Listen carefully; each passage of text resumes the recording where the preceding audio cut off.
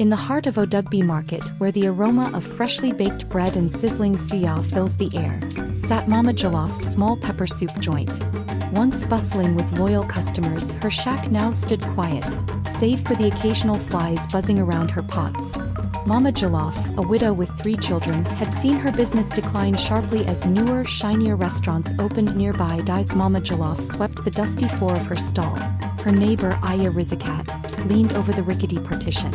Mama Jollof, you need to do something. Customers don't just come because you smile. These days they look for something extra. Mama Jollof furrowed her brows. What do you mean, Aya Rizakat? Rizakat lowered her voice, glancing around. There's a Babalawo, very powerful.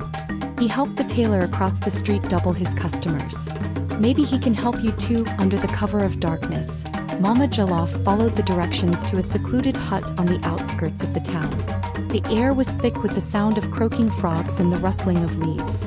A dim lantern flickered inside the hut, casting long shadows on the walls. Who seeks the wisdom of Baba Olamide? A deep voice boomed as Mama Jollof stepped in.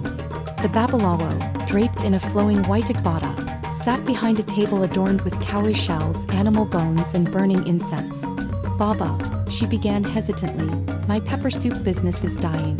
I need something to bring customers back. The Babalawo smiled knowingly. The gods have ways, but their gifts come at a price. Mama Jollof agreed to the Babalawo's terms. That night he prepared a special charm. He mixed herbs, powdered roots and drops of oil into a calabash. Then he added something chilling, a live lizard and a chicken's feather. Take this powder, he instructed, and sprinkle it into your pepper soup every morning. But remember, you must never taste the soup yourself. If you do, the spirits will be angered. Mama Jollof hesitated but nodded. She left the hut with the calabash, her heart pounding with a mix of fear and hope. The next day, Mama Jollof sprinkled the mysterious powder into her pepper soup. By noon, her stall was unrecognizable. The once empty benches were now filled with eager customers, sweating and smiling as they devoured her pepper soup. The aroma of her cooking seemed to waft farther than ever, drawing people from neighboring streets. Mama Jollof beamed with joy, her hands working tirelessly to serve bowl after bowl. Days turned into weeks, and Mama Jollof's business flourished. But strange things began to happen. One evening as she cleaned her pots, she noticed a faint whispering sound. She turned but no one was there.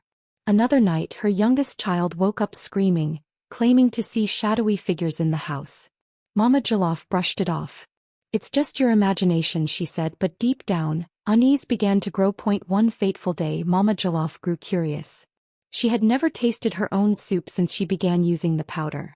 Just one sip, she told herself, to see what all the fuss is about. She dipped a spoon into the bubbling pot and brought it to her lips. The soup was delicious, richer than anything she had ever made. But as she swallowed, a sharp pain shot through her chest and the room seemed to spin. That night, the whispers grew louder and she saw dark, faceless figures standing at the foot of her bed. Terrified, Mama Jollof returned to the Babalawo. Baba, I made a mistake, she cried. The spirits are angry. The Babalawo's face darkened. I warned you, woman. Now the spirits demand a greater price. What price? She whispered, trembling. A life, he replied coldly. If you wish to keep your success, you must sacrifice someone you love.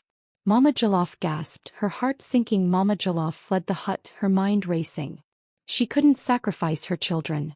She decided to confess to her pastor, who prayed fervently for her and led her in repentance. Together they burned the remaining powder, and Mama Jollof swore never to use such methods again. Though her business slowed down again, she found peace. She began offering free bowls of soup to the needy, and over time her kindness brought loyal customers back. Mama Jollof's pepper soup became renowned once more, not for any mystical charm but for its flavor, honesty and the warmth of her service.